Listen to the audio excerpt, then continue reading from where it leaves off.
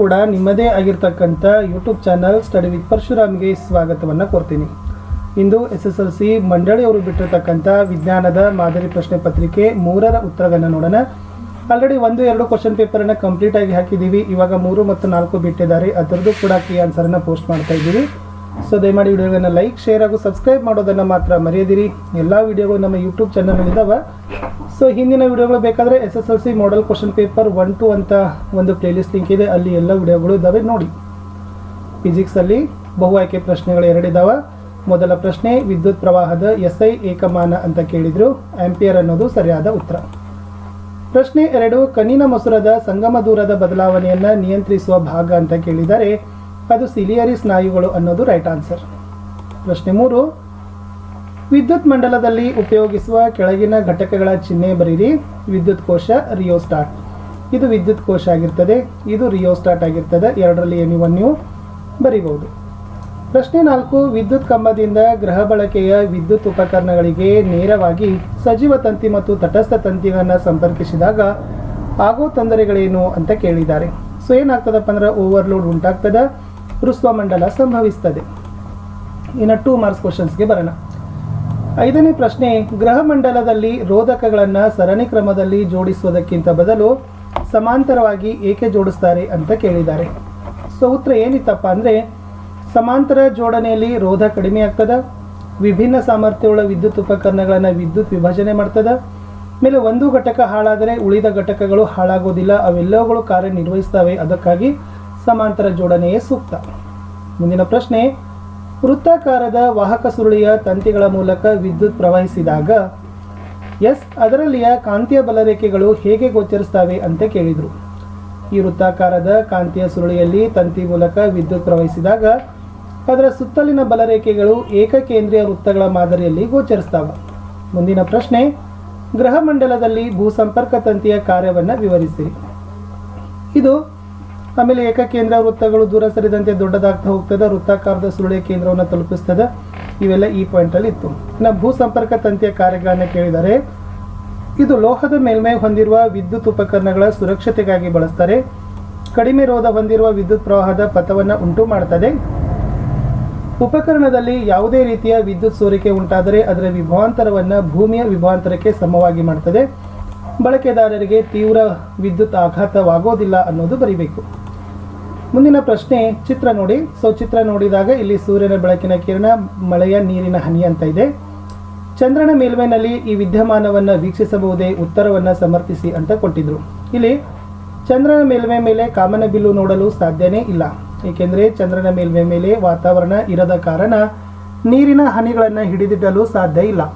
ಹನಿಗಳು ಇರದ ಕಾರಣ ಆಂತರಿಕ ಪ್ರತಿಫಲನ, ವಕ್ರೀಭವನ, ವರ್ಣ ವಿಭಜನೆ ವಿದ್ಯಮಾನಗಳು ಸಂಭವಿಸೋದೇ ಇಲ್ಲ.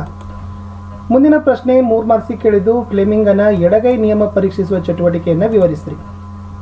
ಇಲ್ಲಿ ಅಲ್ಯೂಮಿನಿಯಂನ ಒಂದು ಚಿಕ್ಕ ಸಲಾಕೆಯನ್ನು 2 ವಾಹಕ ತಂತಿಗಳ ಸಹಾಯದಿಂದ ಆಧಾರ ಸ್ತಂಭಕ್ಕೆ ನೇತು ಹಾಕಬೇಕು. ಒಂದು ಶಕ್ತಿಯುತ ಕುದುರೆ ಲಾಳಾಕಾರದ ಕಾಂತವನ್ನು ತೆಗೆದುಕೊಂಡು ಅದರ ಕಾಂತಕ್ಷೇತ್ರ ಮೇಲ್ಮುಖವಾಗಿರುವಂತೆ ಆ 2 ಧ್ರುವಗಳ ನಡುವೆ ಚಿಕ್ಕ ಸಲಾಕೆ ಇರುವಂತೆ ಇರಿಸಬೇಕು. ಸಲಾಕೆಯನ್ನು ಬ್ಯಾಟರಿ, ಸ್ವಿಚ್, ರಿಯೋಸ್ಟಾಟ್ಗಳಿಗೆ ಸರಣಿ ಕ್ರಮದಲ್ಲಿ ಜೋಡಿಸಬೇಕು. ಈಗ ಒಂದು ನಿರ್ದಿಷ್ಟ ದಿಕ್ಕಿನಲ್ಲಿ ಸಲಾಕೆ ಮೂಲಕ ವಿದ್ಯುತ್ ಹರಿಸಿದಾಗ ಸಲಾಕೆಯು ಒಂದು ದಿಕ್ಕಿನಲ್ಲಿ ಸ್ಥಾನಪಲ್ಲಟಗೊಳ್ಳುತ್ತದೆ. ಆದರೆ ಈಗ ಸಲಾಕೆಯಲ್ಲಿ ಮೊದಲು ಹರಿಸಿದ ದಿಕ್ಕಿಗೆ ವಿರುದ್ಧವಾಗಿ ಹರಿಸಿದಾಗ ಸಲಾಕೆ ವಿರುದ್ಧ ದಿಕ್ಕಿನಲ್ಲಿ ಸ್ಥಾನಪಲ್ಲಟಗೊಳ್ಳುತ್ತದೆ. ಇಲ್ಲಿ ಉಂಟಾಗುವ ವಾಹಕದ ಮೇಲಿನ ಬಲದ ದಿಕ್ಕನ್ನು ತಿಳಿಯಲು ಬಳಸುವ ನಿಯಮ ಫ್ಲೆಮಿಂಗನ ಎಡಗೈ ನಿಯಮ ಅಂತ ಬರೆದ್ರೆ ಸಾಕು.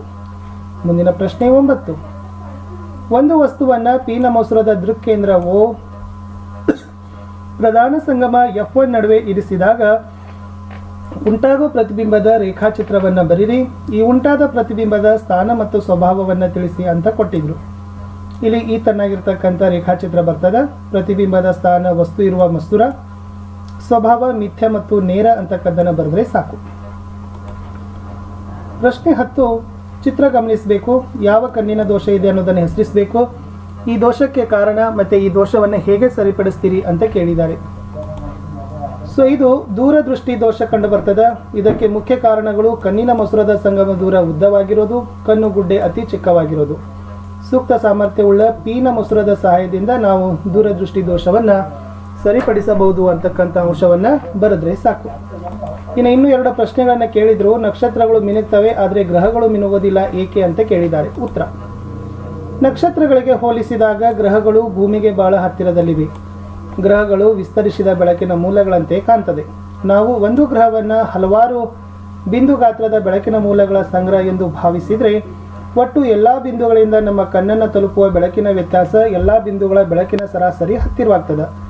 ಇದರಿಂದಾಗಿ ಗ್ರಹಗಳ ಮಿನುಗುವಿಕೆ ನಾವೇನು ಮಾಡ್ಬೋದು, ಶೂನ್ಯವಾಗಿದೆ ಅಂತಕ್ಕದ್ದನ್ನು ಬರೀಬೇಕು. ಒಂದು ಲೆಕ್ಕ ಇದೆ. ಒಂದು ಬಸ್ಸಿನಲ್ಲಿ 4 ಮೀಟರ್ ವಕ್ರತಾ ತ್ರಿಜ್ಯವಿರುವ ಪೀನ ದರ್ಪಣವನ್ನು ಉಪಯೋಗಿಸಿದ್ದಾರೆ. ಈ ದರ್ಪಣದ ಕಾರೊಂದು 10 ಮೀಟರ್ ದೂರದಲ್ಲಿನೇ ಇದೆ. ಆಗ ಉಂಟಾಗುವ ಪ್ರತಿಬಿಂಬದ ದೂರವನ್ನು ಕಂಡುಹಿಡಿಯಿರಿ. ಪ್ರತಿಬಿಂಬದ ಸ್ವಭಾವ ಮತ್ತು ಗಾತ್ರವನ್ನು ತಿಳಿಸ್ರಿ. ಇಲ್ಲಿ ಆರ್ ಅಂತಕ್ಕಂಥದ್ದನ್ನು ಕೊಟ್ಟಿದ್ದಾರೆ. +4 ಅದ, ಎಫ್ ಅದ 2 ಬರ್ತದೆ, ಎಫ್ +2 ಅದ, ಯು -10 ಅದ, ಫಿ H1 ಕಂಡುಹಿಡಬೇಕು. ಸೂತ್ರ ಬರ್ತದೆ. ಒಟ್ಟಾರೆ ಅವುಗಳನ್ನು ಲೆಕ್ಕಗಳನ್ನು ಹಾಕಿದಾಗ ನಮಗೆ +1.66 m ಅಂತಕ್ಕಂಥದ್ದು ಬರ್ತದೆ. ಸ್ವಲ್ಪ ಕ್ಲಿಯರ್ ಆಗಿ ಸೂತ್ರದಲ್ಲಿ ಡಾಟಾಗಳನ್ನು ತುಂಬೋದನ್ನು ನೋಡ್ಕೊಡ್ರಿ.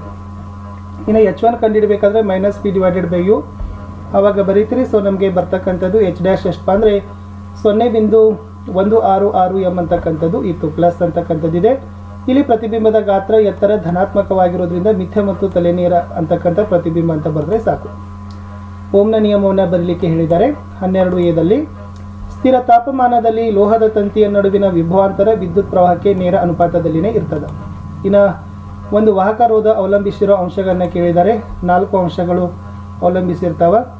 ಓಕೆನಾ? ಅದು ವಾಹಕದ ಉದ್ದಕ್ಕೆ ನೇರ ಅನುಪಾತ, ವಾಹಕದ ದಪ್ಪಕ್ಕೆ ವಿಲೋಮಾನುಪಾತ, ವಾಹಕದ ತಾಪಕ್ಕೆ ನೇರ ಅನುಪಾತ, ವಾಹಕದ ವಸ್ತುವಿನ ಪ್ರಾಕೃತಿಕ ಗುಣ. ಇನ್ನು ಸಿದಲ್ಲಿರ್ತಕ್ಕಂಥ ಪ್ರಶ್ನೆ ಇತ್ತು. ಎ ವಸ್ತುವಿನ ರೋಧಶೀಲತೆ 10⁻12 ಓಮ್ ಎಂ ಮತ್ತು ಬಿ ವಸ್ತುವಿನ ರೋಧಶೀಲತೆ 2.63 × 10⁻8 ಓಮ್ ಆಗಿದೆ. ಈ ಎರಡೂ ವಸ್ತುಗಳಲ್ಲಿ ಅವಾಹಕವಾಗಿ ಉಪಯೋಗಿಸಬಹುದಾದ ವಸ್ತು ಯಾವುದು ಅಂತ ಕೇಳಿದರು. ನೋಡಿ, ಆ ವಸ್ತುವಿನ ರೋಧಶೀಲತೆ -10⁻12 ಓಮ್ ಮೀಟರ್ ಅದ. ವಸ್ತುವಿನ ರೋಧಶೀಲತೆ 2.63 × 10⁻8 ಓಮ್ ಮೀಟರ್ ಅದ. ಈ ಎರಡೂ ವಸ್ತುಗಳಲ್ಲಿ ಅವಾಹಕವಾಗಿ ಉಪಯೋಗಿಸಬಹುದಾದ ವಸ್ತು 10⁻12 ಓಮ್, ಏಕೆಂದರೆ ರೋಧಶೀಲ ಹೊಂದಿರುವ ವಸ್ತು ಎ ಅಂತಕ್ಕದ್ದನ್ನೇ ಬರೀಬೇಕು. ಮುಂದಿನ ಪ್ರಶ್ನೆ ರಸಾಯನಶಾಸ್ತ್ರಕ್ಕೆ ಬರ್ತೀನಿ. ನೀರಿನ ಶಾಶ್ವತ ಗಡಸುತನವನ್ನು ನಿವಾರಿಸಲು ಉಪಯೋಗಿಸುವ ಲವಣವನ್ನು ಕೇಳಿದರು. Sodium carbonate is the right answer. ಮುಂದಿನ ಪ್ರಶ್ನೆ, ತಟಸ್ಥ ದ್ರಾವಣದ pH ಮೌಲ್ಯ ಕಡಿಮೆಯಾದಾಗ ಏನಾಗ್ತದೆ ಅಂತ ಕೇಳಿದ್ದಾರೆ. H+ ಅಯಾನ್ಗಳ ಸಾರತೆ ಹೆಚ್ಚಾಗ್ತದೆ ಅನ್ನೋದನ್ನು ಬರೀಬೇಕು. ಮುಂದಿನ ಪ್ರಶ್ನೆ, ABC ಧಾತುಗಳ ಎಲೆಕ್ಟ್ರಾನ್ ವಿನ್ಯಾಸ ಕ್ರಮವಾಗಿ 282, 28 ಮತ್ತು 287. ಇವುಗಳಲ್ಲಿ ಪರಸ್ಪರ ವರ್ತಿಸಿ ಒಂದು ಅಯಾನಿಕ್ ಸಂಯುಕ್ತವನ್ನು ಉಂಟು ಮಾಡುವ ಧಾತು ಅಂತ ಕೇಳಿದ್ದಾರೆ. ಎ ಮತ್ತು ಸಿ ಧಾತುಗಳು ಅನ್ನೋದು ಸರಿಯಾದ ಉತ್ತರ ಬರ್ತದೆ. ಗ್ಯಾಲ್ವನೀಕರಣ ಎಂದರೇನು ಅಂತ ಕೇಳಿದ್ದಾರೆ. ಗ್ಯಾಲ್ವನೀಕರಣ ಅಂದ್ರೆ ಏನಪ್ಪ ಅಂದ್ರೆ ಸಂಕ್ಷಾರಣವನ್ನು ತಪ್ಪಿಸಲು ಕಬ್ಬಿಣದ ವಸ್ತುಗಳ ಮೇಲೆ ಸತುವಿನ ಲೇಪನ ಮಾಡುವ ಕ್ರಿಯೆಗೆ ಗ್ಯಾಲ್ವನೀಕರಣ ಕ್ರಿಯೆ ಅಂತ ಕರಿತೀವಿ. 17ನೇ ಪ್ರಶ್ನೆ, ಲೋಹವು ನೈಟ್ರಿಕ್ ಆಮ್ಲದೊಂದಿಗೆ ವರ್ತಿಸಿದಾಗ ಹೈಡ್ರೋಜನ್ ಅನಿಲ ಬಿಡುಗಡೆಯಾಗೋದಿಲ್ಲ ಏಕೆ ಅಂತ ಕೇಳಿದ್ದಾರೆ. ಏಕೆಂದರೆ ಈ ನೈಟ್ರಿಕ್ ಆಮ್ಲ ಒಂದು ಪ್ರಬಲ ಉತ್ಕರ್ಷಕ. ಈ ಕ್ರಿಯೆಯಲ್ಲಿ ಉತ್ಪತ್ತಿಯಾದ ಹೈಡ್ರೋಜನ್ ಅನಿಲವನ್ನು ನೀರಾವರಿಯಾಗಿ ಪರಿವರ್ತಿಸ್ತದೆ ಅಂತ ಬರೀಬೇಕು. ಆಮೇಲೆ ಯಾವುದು ಸಾವಯವ ಸಂಯುಕ್ತ ಅಂತಕ್ಕದ್ದು ಕೇಳಿದರೆ 1 ಮತ್ತು 2 ಅಂತ ಇದೆ. 1ನೇದು ಮೀಥೇನ್ಯಾಲ್ ಬರ್ತದೆ, 2ನೇದು ಬ್ರೋಮೋ ಈಥೇನ್ ಅಂತಕ್ಕಂಥದ್ದು ಬರ್ತದೆ. ಇದು ನೆನಪಿಟ್ಕೋಬೇಕು. ಪ್ರಶ್ನೆ 19, ಹಲ್ಲಿನ ಸವೆತಕ್ಕೆ ಕಾರಣವೇನು ವಿವರಿಸಿರಿ, ಇದನ್ನು ಹೇಗೆ ನಿಯಂತ್ರಿಸಬಹುದು ಅಂತ ಕೇಳಿ. ಹಲ್ಲಿನ ಸವೆತಕ್ಕೆ ಕಾರಣ ಏನಪ್ಪ ಅಂದರೆ ಆಹಾರ ಸೇವನೆಯ ನಂತರ ಬಾಯಿಯಲ್ಲಿ ಉಳಿಯುವ ಆಹಾರ ಮತ್ತು ಸಕ್ಕರೆ ಕಣಗಳನ್ನು ಬ್ಯಾಕ್ಟೀರಿಯಾ ವಿಭಜಿಸೋದ್ರಿಂದ ಬಾಯಿಯಲ್ಲಿ ಆಮ್ಲೀಯತೆ ಪ್ರಮಾಣ ಹೆಚ್ಚಾಗ್ತದೆ. ಇದು 5.5ಕ್ಕಿಂತ ಕಡಿಮೆಯಾದಾಗ ಹಲ್ಲು ಹುಳುಕು ತಿನ್ನಲು ಪ್ರಾರಂಭಿಸ್ತದೆ. ಇದನ್ನು ತಪ್ಪಿಸಲು ನಾವು ಪ್ರತ್ಯಾಮ್ಲ ಟೂತ್ಪೇಸ್ಟ್ಗಳನ್ನು ಬಳಸೋದು, ರಾತ್ರಿ ಮತ್ತು ಬೆಳಗ್ಗೆ ಊಟದ ಮೊದಲು ಬಾಯಿಯನ್ನು ಸ್ವಚ್ಛವಾಗಿ ತೊಳೆಯುವ ಕೆಲಸವನ್ನು ಮಾಡಬೇಕು. 20 ತಾಮ್ರದ ಸಲ್ಫೇಟ್ ಹರಳುಗಳನ್ನು ಕಾಯಿಸಿದಾಗ ಅದರ ನೀಲಿ ಬಣ್ಣ ಮರೆಯಾಗ್ತದೆ. ಈ ಬದಲಾವಣೆಗೆ ಕಾರಣ ಕೊಡಿ. ಪುನಃ ತಾಮ್ರದ ಸಲ್ಫೇಟ್ನ ನೀಲಿ ಬಣ್ಣ ಹೇಗೆ ಸ್ಥಾಪಿತವಾಗ್ತದೆ ಅಂತ ಕೇಳಿದರು.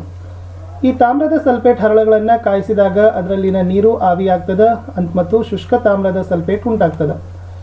ಈ ಶುಷ್ಕ ತಾಮ್ರದ ಸಲ್ಫೇಟ್ಗೆ ನೀರನ್ನು ಸೇರಿಸೋದ್ರಿಂದ ಜಲಸ್ಫಟಿಕೀಕರಣಕ್ಕೆ ಒಳಪಡಿಸಿದಾಗ ಮತ್ತೆ ನೀಲಿ ಬಣ್ಣ ಪುನಃ ಸ್ಥಾಪಿಸಬಹುದು. ಅಣುಗಳ ಚುಕ್ಕಿ ರಚನೆ ಕೇಳಿದ್ದಾರೆ. ಹೈಡ್ರೋಜನ್ ಮತ್ತು ಈಥೇನ್ ಕೇಳಿದ್ದಾರೆ. ಸೊ ನೀಟಾಗಿ ನೀವು ಇದು ಹೈಡ್ರೋಜನ್ H2 ಬರ್ತದೆ, ಈಥೇನ್ದು C2H6 ಅಂತಕ್ಕದ್ದನ್ನು ಚುಕ್ಕಿ ರಚನೆ ಈ ಥರದ್ದು ಬಿಡಿಸ್ಬೇಕು. ನೋಡ್ಕೊಡ್ರಿ, ಇದು ಏಕಬಂಧ ಇದೆ. ಕೆಳಗಿನ ರಾಸಾಯನಿಕ ಸಮೀಕರಣಗಳನ್ನು ಸರಿದೂಗಿಸಬೇಕು. 22A ಪ್ರಶ್ನೆಯಲ್ಲಿರ್ತಕ್ಕಂಥದ್ದು. So 2NaOH plus H2SO4 it gives to Na2SO4 plus 2H2O, 4K plus O2 it gives to 2K2O ಅಂತ ಇದೆ. ಬಿ ಇದೆ, ZnO plus C Zn plus CO ಈ ಕ್ರಿಯೆಯಲ್ಲಿ ಉತ್ಕರ್ಷಣೆಗೊಂಡಿರೋ ಮತ್ತು ಅಪಕರ್ಷಣೆಗೊಂಡಿರೋ ಪ್ರತಿವರ್ತಕಗಳನ್ನು ಗುರುತಿಸಬೇಕು. ZnO plus C it gives to ZnCOದಲ್ಲಿ ಉತ್ಕರ್ಷಣೆಗೊಂಡಿರೋ ಪ್ರತಿವರ್ತಕ C, ಅಪಕರ್ಷಣೆಗೊಂಡಿರೋ ಪ್ರತಿವರ್ತಕ ZnO ಅಂತ ಇದೆ. ಅಥವಾ ಇಲ್ಲಿ ಉಷ್ಣ ವಿಭಜನೆ, ಸ್ಥಾನಪಲ್ಲಟ ಕ್ರಿಯೆ ಮತ್ತು ಕುಮುಟುವಿಕೆಗಳ ಅರ್ಥಗಳನ್ನು ಕೇಳಿದ್ದಾರೆ. ಡೆಫಿನೇಷನ್ಸ್ಗಳನ್ನು ಬರೀಬೇಕು. ಉಷ್ಣ ವಿಭಜನೆ ಅಂದರೆ ರಾಸಾಯನಿಕ ವಿಭಜನೆ ಕ್ರಿಯೆಯನ್ನು ಉಷ್ಣ ನೀಡುವುದರ ಮೂಲಕ ನಡೆಸಿದರೆ ಅದನ್ನು ಉಷ್ಣ ವಿಭಜನೆ ಕ್ರಿಯೆ ಅಂತ ಕರಿತೀವಿ. CaCO3 ಉಷ್ಣವನ್ನು ನೀಡಿದಾಗ CO plus CO2 ಆಗ್ತದೆ. ಇನ್ನು ಸ್ಥಾನಪಲ್ಲಟ ಕ್ರಿಯೆ ಅಂದರೆ ಹೆಚ್ಚು ಕ್ರಿಯಾಶೀಲ ಧಾತು ಕಡಿಮೆ ಕ್ರಿಯಾಶೀಲ ಧಾತುವನ್ನು ಅದರ ಸಂಯುಕ್ತದಿಂದ ಸ್ಥಾನಪಲ್ಲಟಗೊಳಿಸುವ ಕ್ರಿಯೆ ಸ್ಥಾನಪಲ್ಲಟ ಕ್ರಿಯೆ. Fe plus CuSO4 it gives to FeSO4 plus Cu. ಕಮಟುವಿಕೆ ಅಂದರೆ ಎಣ್ಣೆ ಮತ್ತು ಕಬ್ಬು ಪದಾರ್ಥಗಳನ್ನು ದೀರ್ಘಕಾಲ ಗಾಳಿಗೆ ತೆರೆದಿಟ್ಟಾಗ ಉತ್ಕರ್ಷಣೆಗೊಂಡು ಅವುಗಳ ವಾಸನೆ ಮತ್ತು ರುಚಿ ಬದಲಾಗುವ ಪ್ರಕ್ರಿಯೆ ಕಮಟುವಿಕೆ. ತಟಸ್ಥೀಕರಣ ಎಂದರೇನು? ತಟಸ್ಥೀಕರಣ ವಿಧಾನದಿಂದ ಸೋಡಿಯಂ ಕ್ಲೋರೈಡ್ ಅನ್ನು ಹೇಗೆ ಪಡಿತೀರಿ? ಈ ಕ್ರಿಯೆಗೆ ಸರಿದೂಗಿಸಿದ ರಾಸಾಯನಿಕ ಸಮೀಕರಣ ಬರೀರಿ. ತಟಸ್ಥೀಕರಣ ಕ್ರಿಯೆ ಅಂದರೆ ಆಮ್ಲ ಮತ್ತು ಪ್ರತ್ಯಾಮ್ಲಗಳು ಪರಸ್ಪರ ವರ್ತಿಸಿ ಲವಣ ಮತ್ತು ನೀರು ಉಂಟಾಗುವ ಕ್ರಿಯೆ ತಟಸ್ಥೀಕರಣ ಕ್ರಿಯೆ. ಹೈಡ್ರೋಕ್ಲೋರಿಕ್ ಆಮ್ಲ ಸೋಡಿಯಂ ಹೈಡ್ರಾಕ್ಸೈಡ್ ಜೊತೆ ವರ್ತಿಸಿ ಸೋಡಿಯಂ ಕ್ಲೋರೈಡ್ ಮತ್ತು ನೀರು ಉಂಟಾಗ್ತದೆ. HCl plus NaOH it gives to NaCl plus H2O ಅಂತ ಇದೆ.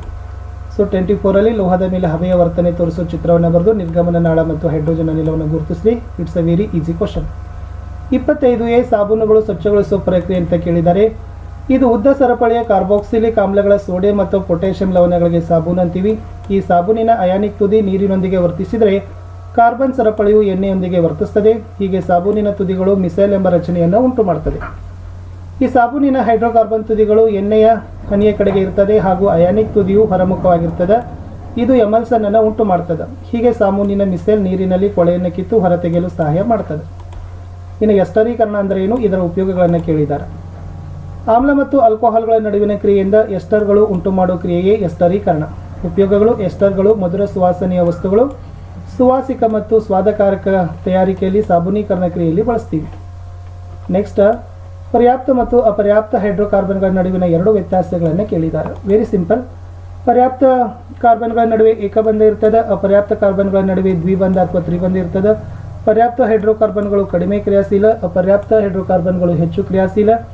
ಪರ್ಯಾಪ್ತ ಹೈಡ್ರೋಕಾರ್ಬನ್ಗಳು ಸ್ವಚ್ಛ ಜಾಲಿಯಿಂದ ಉರಿತಾವ, ಅಪರ್ಯಾಪ್ತ ಹೈಡ್ರೋಕಾರ್ಬನ್ಗಳು ಹಳದಿ ಜ್ವಾಲೆ ಅಥವಾ ಕಪ್ಪು ಹೊಗೆಯಿಂದ ಉರಿತಾವ.